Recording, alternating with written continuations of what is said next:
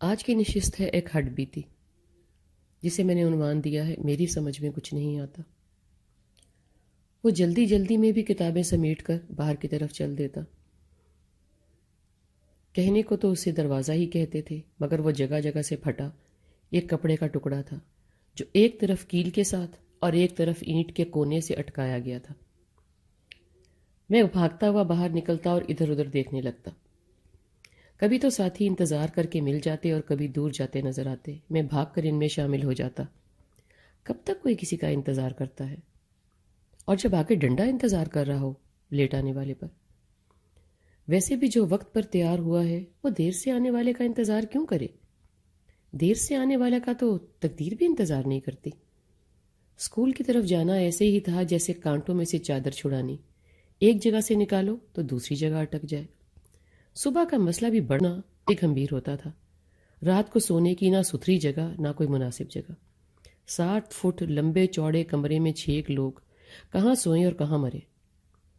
صبح سو کر اٹھنا، تازہ دم ہونا تو کسی خواب کا تجربہ لگتا تھا۔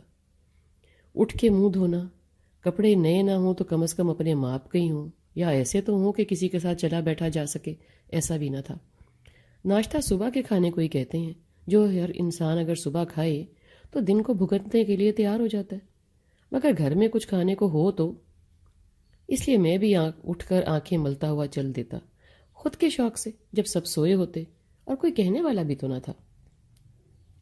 چلو جی، اسکول آ گیا۔ نہ چھت نہ دروازہ، نہ کرسی نہ کتاب۔ گھنے درخت کے نیچے سب بچے بیٹھ گئے۔ الف پہ شروع ہو گئی۔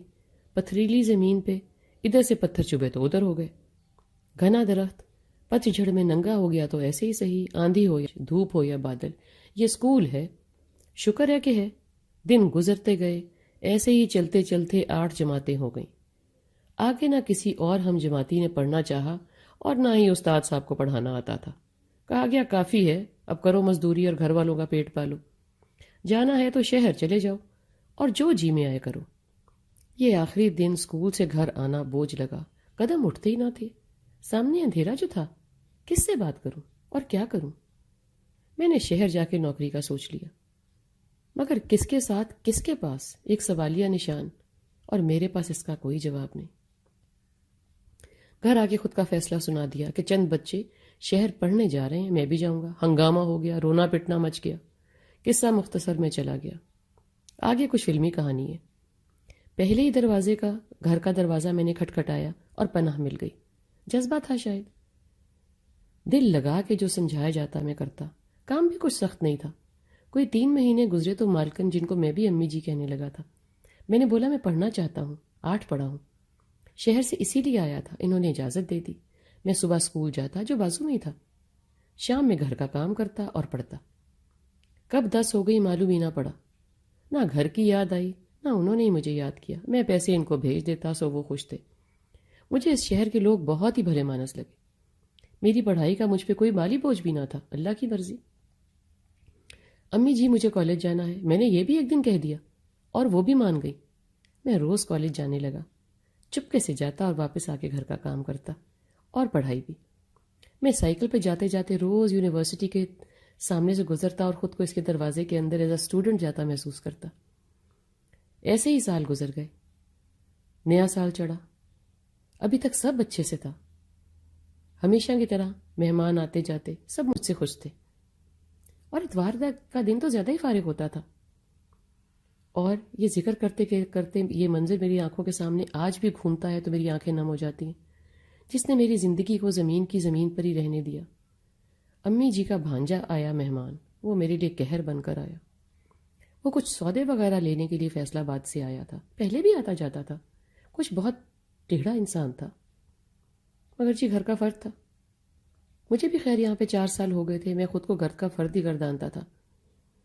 صبح میں اندر آیا کالج جانے اور جلدی سے کام نپٹانے، اندر تو طوفان کھڑا تھا۔ 20 لاکھ روپیہ غائب تھا۔ گھر میں امی جی، کامی بھائی اور میرے علاوہ کوئی بھی نہ تھا۔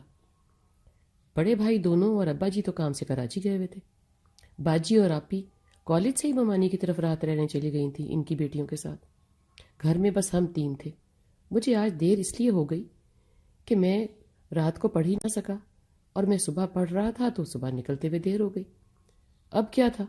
اندر تو میرے وارنٹ نکل چکے تھے اور مجھ پہ شک کیا جا رہا تھا۔ کامی بھائی کہہ رہا تھا، آ گیا آپ کا لاڈلا، دیکھا ابھی تک نہیں آیا، آپ جس کو مرضی گھر میں گھسا لیتی ہیں، اب نہیں آیا نا، لے گیا میرے 20 لاکھ۔ میں اندر داخل ہوا تو گھر کا نقشہ ہی کچھ اور تھا۔ کیا دیکھتا ہوں کہ امی جی کی بھی نظریں بدلی ہوئی ہیں۔ میرا حوصلہ ہی نہ ہوا کہ پوچھوں کہ کیا ہوا، میں آتے آتے سب سن رہا تھا، کہاں کا ناشتہ اور کہاں کا کالج، میں تو کٹہرے میں کھڑا تھا۔ کامی بھائی تو خیر آگ پھینک ہی رہے تھے، امی جی بھی دیور چڑھائے بیٹھی تھی، حق پر ہی تھیں، گھر میں اور کوئی تھا جو نہ۔ اور میں رات کو کام کاج سمیٹے کہہ رہا تھا، کامی بھائی میں بھی یونیورسٹی جاؤں گا، میں بھی آپ کی طرح بڑا آدمی بنوں گا، خود کے خاندان کو بھی شہر لے آؤں گا۔ ہنسی مذاق کرتے کرتے کام مکمل ہوا اور میں سونے چلا گیا۔ آج چونکہ رات کو پڑھائی نہیں ہوئی تھی اس لیے دیر ہو گئی، آنکھ بھی دیر سے کھلی۔ میں صبح پڑھا اور پھر پڑھنے کے بعد اندر کام کرنے کے لیے آیا، مگر قسمت کو آج کچھ اور ہی منظور تھا۔ تیور بدلے دیکھ کر مجھے شدید دکھ ہوا۔ میرا خیال تھا کہ کم از کم امی جی مجھ کو پہچانتی تھی، مگر میں ان کے گھر کا فرد نہ تھا، اور رقم بھی بہت زیادہ تھی۔ امی جی حوصلہ تو دے رہی تھی، کامی بھائی مطمئن ہی نہیں تھے۔ معلوم نہیں ان نے کیا کھیل کھیلا تھا۔ میرا کسی نے ساتھ نہ دیا، مارا گیا، پیٹا گیا، نوچا گیا، سوال جواب ہوئے اور مجھے 10 سال کی قید ہو گئی۔